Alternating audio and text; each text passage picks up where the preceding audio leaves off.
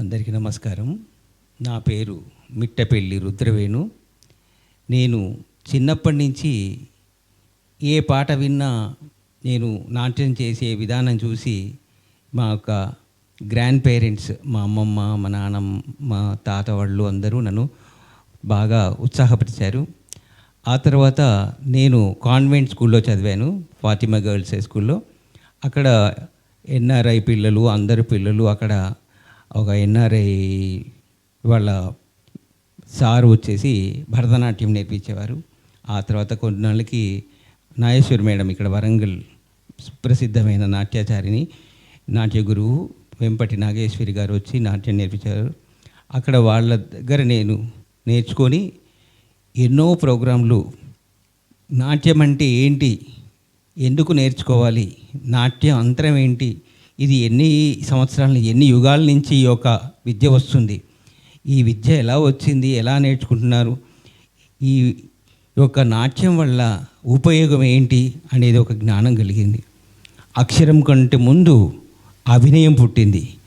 అభినయంతోనే మనకు సకల విద్యలు కలిగింది. అభినయం అంటే ఏంటి, మన మనసుకు తట్టే ఒక ఆలోచనలు బట్టే మనం ప్రతి ఒక్క మెలకు వస్తుంది, శరీరంలో ప్రతి ఒక్క పని చేస్తాం. జ్ఞానం నుంచి అభినయం అంటే, అభినయం అనేది ఏంటంటే ప్రతి ఒక్క మనకు కలిగే ఆలోచన బట్టి మనం రకరకాలుగా నిత్య జీవితంలో రకరకాలుగా ఆలోచనలు వస్తే రకరకాలుగా మనము స్పందిస్తాం. అదే ఆ యొక్క స్పందనే నాట్యం. ఆ నాట్యం అనేది నాటకం రీతిలో చేసేదే భరతనాట్యం, కూచిపూడి. ఇలాగా ఆ ఒక సంగీతం ద్వారా మనము రోమాంచనం చెంది నాట్యం చేస్తూ నలుగురిని ఉత్సాహపరిచేదే ఈ యొక్క నాట్యం. ఈ నాట్యము కేవలం మనుషుల కోసమే కాదు, అసలు ఈ శాస్త్రీయ నృత్యము భగవంతుణ్ణి ఉత్సాహపరిచేది, భగవంతుని ఆరాధించేది, భగవంతుని పూజించే ఒక నాట్యం. ఈ శరీరమే పూజా విధానంలో మనం పువ్వులు, నైవేద్యం పెట్టి మనం ఎలా పూజ చేస్తామో, ఈ మన శరీరాన్ని మంచి ఆలోచించు భగవంతుని స్తుతించుతూ చేసే ఒక అభినయమే ఈ యొక్క నాట్యం.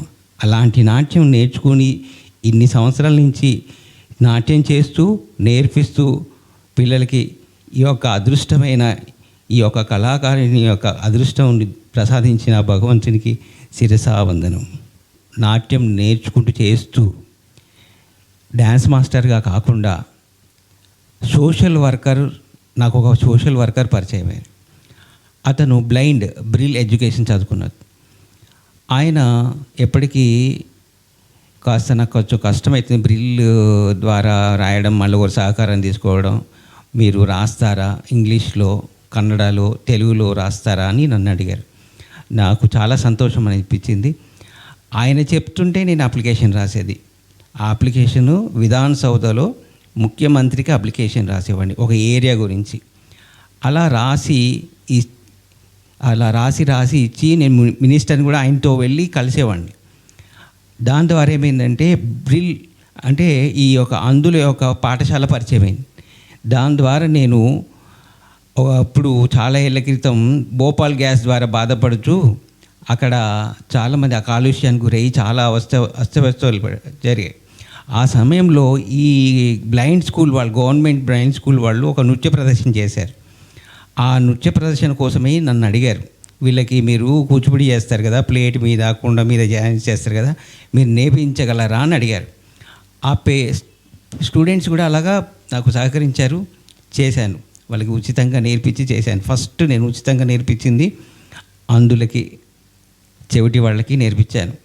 వాళ్ళకి మనకంటే చాలా మంచి నాలెడ్జ్ ఉంటుంది, స్పర్శతోటి ఎన్నో ఆలోచిస్తారు. మనం ఎన్ని ఫీలింగ్స్ ఉంటాయో అవన్నీ చెప్తారు. మనం ఎవరికైనా చేయి చూపెట్టుకొని కోయవాడి దగ్గరికి పోయి జాతకం చెప్తారు. అలా కాకుండా వాళ్ళైతే మనం ఏం ఆలోచించింది, ఏం తిన్నది, ఎంత దూరం నుంచి వస్తున్నామో అదంతా గ్రహించి చెప్పేవాళ్ళు. అద్భుతమైన నాలెడ్జ్ ఉంటుంది.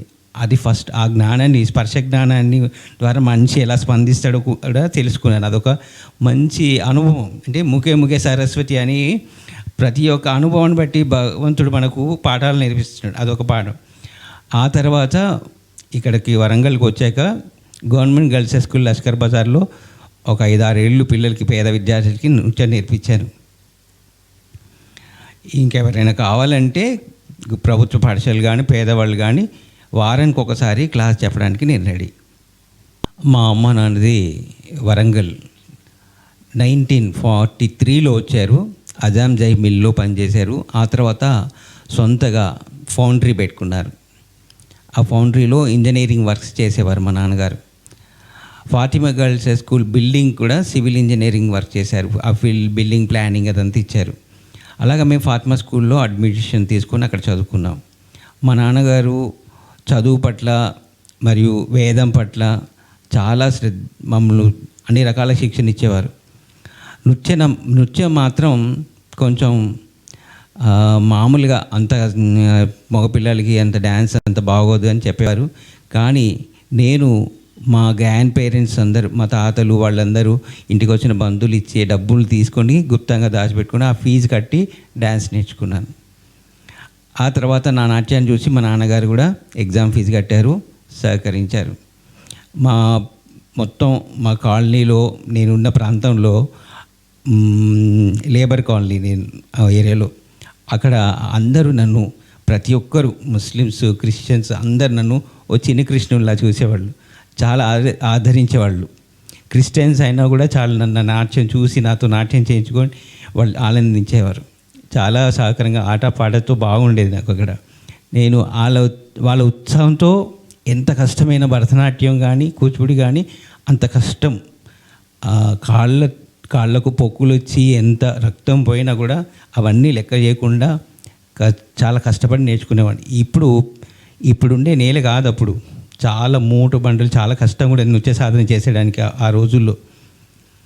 ఇప్పుడు పిల్లల దగ్గరికే మాస్టర్ వెళ్తున్నారు. అప్పుడు మేము వెళ్ళినా కూడా బతిలాడినా కానీ ఎంత గురుదక్షిణ ఇచ్చినామని నేర్పించేవాళ్ళు కాదు. మగపిల్లలంటే అసలు నేర్పించేవాళ్ళు కాదు. ఎందుకంటే మగపిల్లలకి ఈ యొక్క సామాజిక సంఘంలో ఆటుపోట్లు బాగుంటే బాధపడతారని నేర్పించేవాళ్ళు కాదు. అది కానీ అవన్నీ తట్టుకొని ఈ యొక్క కళను నేర్చుకొని అనుభవించి ఇంత జ్ఞానం పొందానంటే అది భగవంతుని యొక్క ఆశీర్వాదం. మా కుటుంబంలో మా ఆవిడ, మా బాబు, మా పాప. మా బాబు 6th క్లాస్ వరకు నేర్చుకున్నాడు అతి కష్టంగా. అయినా కానీ చాలా ప్రోగ్రాంలు చేసాము. మాతో పాటు మా పాప, నేను వేదాంతం రాధేశ్యాం, వేదాంతం రామలింగ శాస్త్రి వాళ్ళ యొక్క, హరిరామూర్తి గారు వాళ్ళ యొక్క యక్షగానాల్లో పాల్గొని ఎన్నో కార్యక్రమాలు చేసాం. అక్కడికంతా వెళ్ళి ఈ గదలు, కత్తులు, కటార్లు అవన్నీ మోసుకొని వెళ్ళేవాళ్ళం. వాళ్ళతో ఒక డైలాగ్స్ అంతా ప్రాక్టీస్ చేసి ఆ ఊర్లు తిరుక్కుంటూ మేము యక్షగానాలు చేసేవాళ్ళం. అలా నేర్చుకున్నారు పిల్లలు. మరియు మా పాప ఇప్పుడు మంతిని కాలేజీలో కూచిపూడి డిప్లొమా అయింది. మా పాప పర్ఫార్మెన్స్ చూసి అక్కడ జాబ్ ఇచ్చారు, జాబ్ చేస్తుంది కూచిపూడి లెక్చరర్గా. మా బాబు ఇంకా 6th తర్వాత లాస్ట్ ఆంధ్ర నాటక సమితి వాళ్ళు నిర్వహించిన ఉషాపరణి యక్షగానంలో నారదుడు పాత్ర, అదే లాస్ట్. ఆ తర్వాత వాడు నన్ను అందరు స్కూల్లో అంటున్నారని చెప్పేస్తే అక్కడికి వాడు డ్యాన్స్ మానేశాడు. ఇప్పుడు వాడు డిజిటల్ ఎన్ఫోర్స్మెంట్ ఆఫీస్లో టెక్నికల్ ఇంజనీర్గా చేస్తున్నాడు వాడు జాబ్.